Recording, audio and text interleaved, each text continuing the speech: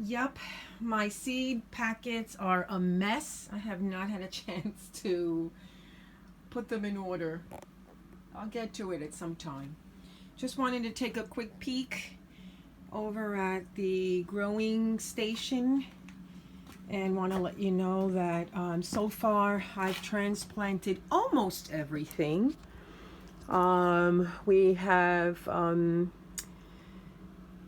henpeck here, collards, tomatoes, onions back there, which still needs to be transplanted out, marigolds, pinwheels, snap peas in the back, peppers, kale, dill, which I harvested already twice, pepper, cilantro has not been transplanted out yet. The eggplant has not been transplanted out yet, and the ones back there looks like they can. The Zianas has not been transplanted out, so these on the bottom need to come out as well. We have eggplant, 2 eggplants, black cumin, parsley. So those have to come out. The only problem is I don't have any more transplant pots. On the bottom, there is cabbage. That is early cabbage. I had to put water in there. Early cabbage. Tomato. These are the blackberries. Okay, let's keep going. These are the peppers. That is red Brussels sprouts. Peppers in the back. Red Brussels. These are cauliflower. Peppers. These are, what are these? Broccoli, purple riser, early purple. That's what these are. And then we're gonna come. Oh, these are the cauliflowers. These are the corn. This the henpecked ones. These are the collards. This is the cauliflower, and then these are the green tomatoes here. You can see the green tomatoes. These are the cauliflowers. Okay, so then we move over to here. These are the San Marzano tomatoes. These are more San Marzano tomatoes. These are San Marzano tomatoes. Now, these are bigger. This is the 6-inch pot. I remember that it's the 6-inch pot and not the 6-quart. In one of my videos, I said 6-quart. This is the 4-inch pot. So they're the same type of tomato. It's just that these grew really big. So I had to transplant them out. Okay. These are broccoli rapini. There's only 6 of them. These are the ones that the rest of them were just too leggy, so I ate them. And then these are the mustard Tasai, I think. These are great. They are looking just fabulous. I have them on this table here. These are great for smoothies, for salad, for sauteing. Look how green they are. Perfect, right? Look at that. I must say, it looks like it belongs in a magazine. These are going to get eaten fast, and then I just reseed more. That's all. So, you know, things like this, you just need to plant, you just need to seed in succession. Okay, I think that's about it so far, right? That's quite a bit. Let me see. We have here, oh, the broccoli, the purple ones. And then these are mustard greens here. These are mustard greens. So now you are updated with the tour of the seedlings. Oh, I do want to mention something about these lights. There's a group on social media under Baker's heirloom seeds, and a couple of people posted that these lights were not too safe.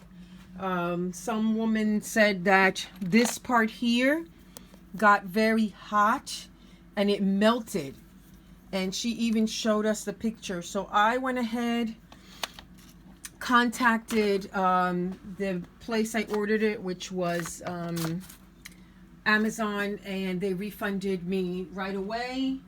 I sent back an unopened package, and I'm working on sending these guys back. When I leave here in a few minutes, all this is going to be turned off. So it's only turned on because I'm here. I am looking at it. Also, these items needed to have some kind of light today because it was really dark out. And I had the basement light on only behind me, which is not enough. But I am unplugging. I'm unplugging the grow lights. They're not going to be on overnight. I don't, have to be safe. They're going to be returned. So one thing I learned about grow lights in this group, which I didn't know before, is that grow lights should have a tag, a label, and the label should be UL listed for United States, right? It had CE, but CE is UK, so it's a different standard. And it did have CE on it, but it didn't have the UL. So the problem with that, as well as when I order online, you don't always know if the UL is in the description, because I checked a couple of the grow lights online and I didn't see UL listed. I didn't see that because that's just not information that they share when you purchase something. So now I'm going to go and do more research because I need grow lights. I got to take these down. Now I'm going to do more research. However, there's always like a box where it says ask a question. I'm going to be asking, are these UL tagged? I'm glad I found out. I am so glad. So, click on social media groups that you like. I am on a lot of the seeding, flowers, growing, gardening, anything that has to do with garden lifestyle, homesteading. I click on, some are better than others. Depending on what they post. But I'm so glad that I came across that one, because when this person listed it, I came down here and it was exactly the same one that she was talking about. In the meantime, I'm going to close up here. Okay, so it's the morning after and starting my day. It's the end of the week, sunny day, lots to do, finishing up my taxes, calling up the veterinarian and seeing if they can book me for trying to get Charlie and Holly fixed. I'm gonna check on seedlings, do some more transplanting, laundry. It's exhausting. Okay, well, the first thing I'm going to do is I am going to turn on the lights for the seedlings that I transplanted. So I'm going to go down to the basement and turn on the lights. I know it's dark down here. It's funny. I have the basement as off limits, but it's where my seedlings are. So at this time, I don't have pride. Okay, let me turn on the lights. As you know, I've been keeping off the lights for the seedlings. There's no reason to have them on overnight. They are already transplanted. Also, I'm a little safety freak. I don't want to have any issues with... I do have surge protectors, by the way.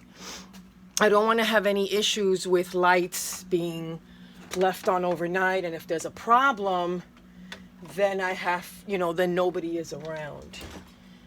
So I'm putting on lights. Alrighty, that's better. Okay, so last night I transplanted out some zinnias. Check that out. See that? So I'm doing more flowers this year. So I planted out some zinnias. I also added more vermiculite onto the transplant potting soil, because zinnias don't like to be packed in very heavy soil. And even though potting soil is not heavy, it's heavier than if you add the vermiculite. So with the vermiculite, that's what it looks like. I also got new labels. I'm very happy about that. I got new transplanting 4-inch pots. So I'm happy about that. I get to transplant again. So today we're going to be transplanting Aunt Ruby green tomatoes. So we're going to be doing that today. And they are going to go into the 4-inch pot.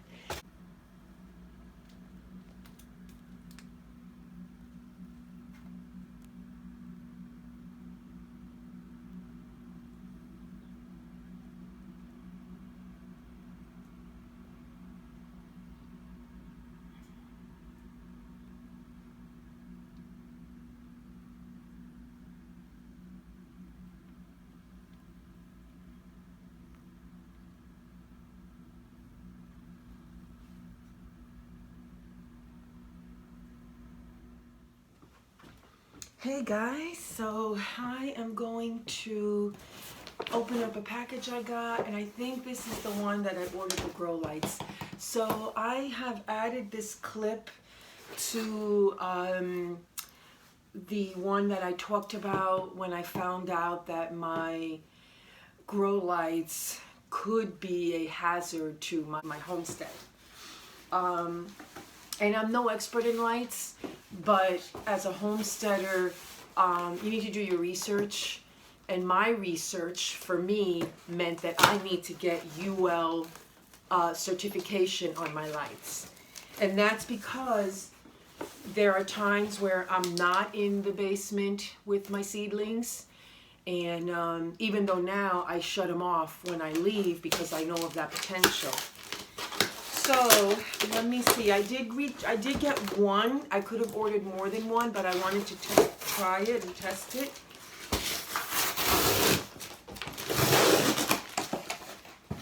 Yep, these are the ones. This is the grow light that I ordered, and I like the bubble wrap. The reason I like the bubble wrap is because I use it for breakable things when I store them, especially around the holiday. Okay, so let's take the bubble wrap off and see what we have. Wow, this is vacuum sealed. Okay, they really did it, huh? All right.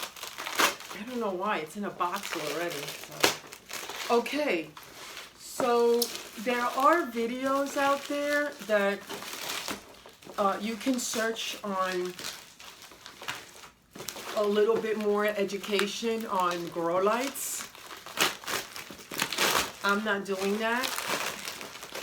I am talking to you as an average homesteader that has a million things to do in a day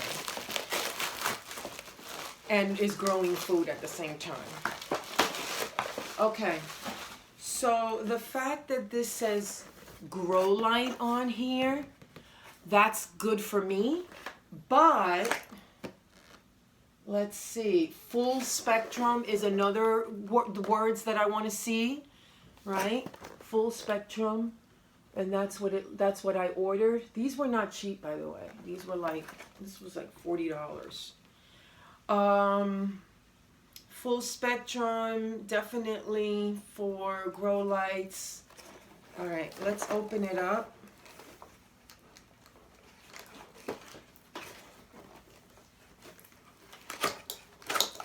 The packaging is very well done. That's why I'm surprised that it has, you know. Okay, so this is what it looks like. It comes with hanging stuff, which is great. All right, here we go.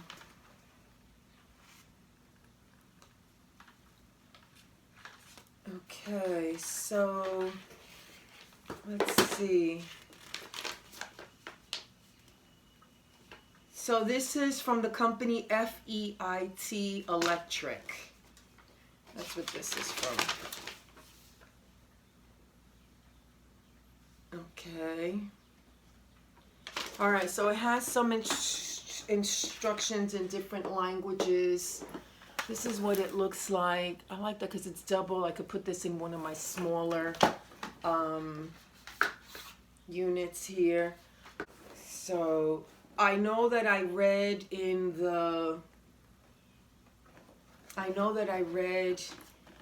when I ordered it that it was UL listed. Oh, I see it. Okay, I see it now. There you go.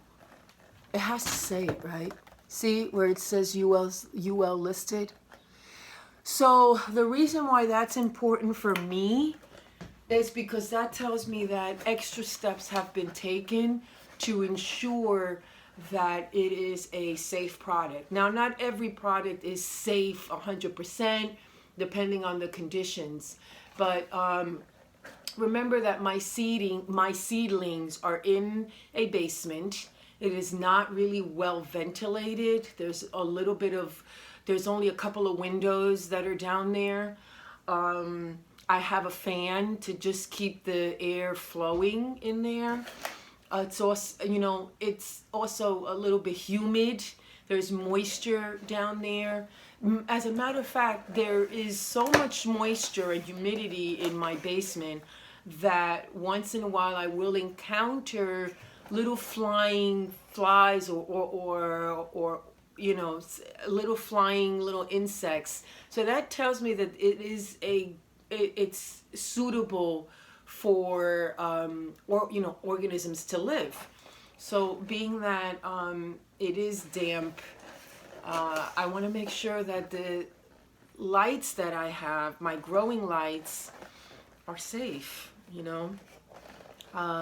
So I know, like, a lot of times, I'm very tempted to look at grow lights because of the price, and I want to go as cheap as possible, and I want to hang something up, that doesn't cost me money.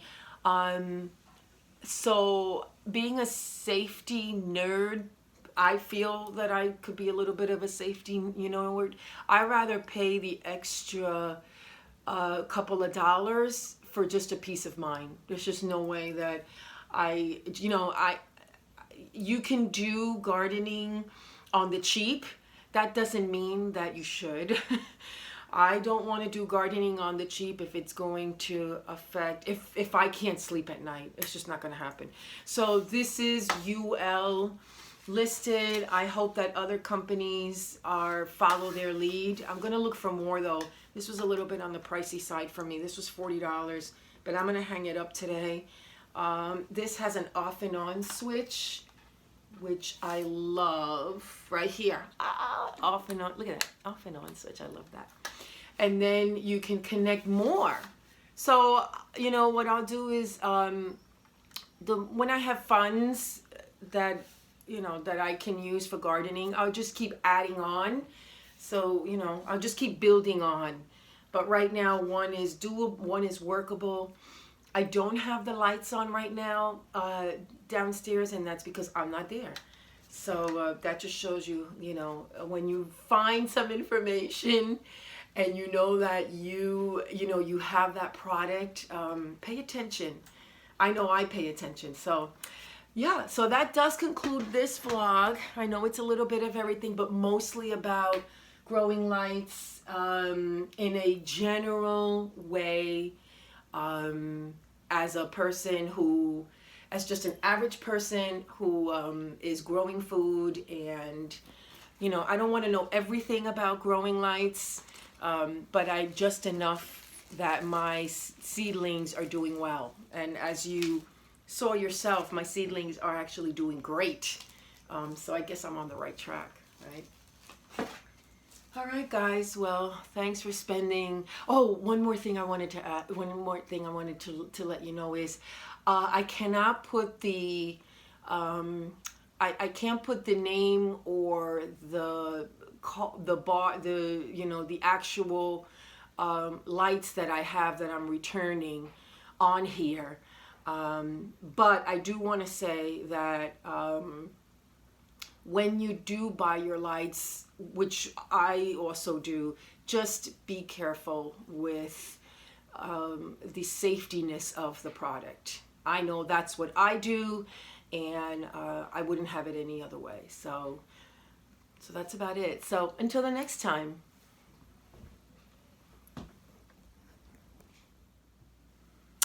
Edit here. I just want to say that you should keep, for lights, if you're not sure, you should keep baking soda next to the growing light area, and that's because you know, if there is a fire that starts small, after you unplug the, you know, power source, I mean the power source, then you can toss baking soda over the flames that come out. So baking soda, I'm just reading off my computer here. Baking soda does contain a compound called sodium bicarbonate, which is also in Class C fire extinguishers.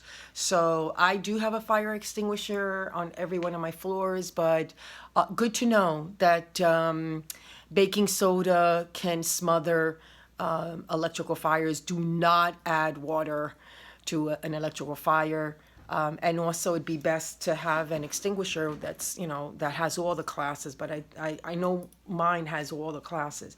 But baking soda is definitely something that you would want to have next to your growing lights if you have quite a bit of them connected to each other and you're not sure about your certification on the safetiness of it because maybe you've had them for a while.